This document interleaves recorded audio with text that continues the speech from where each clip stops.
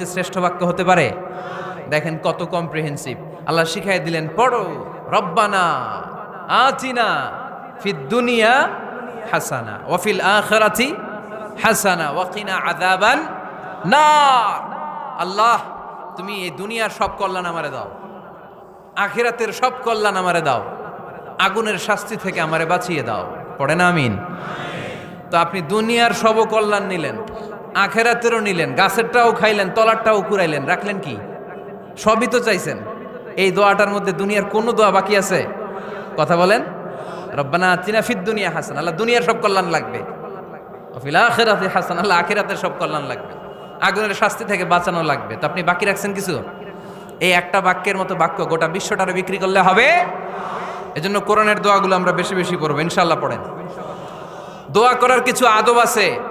অজু অবস্থায় দোয়া করবেন, কেবলামুখী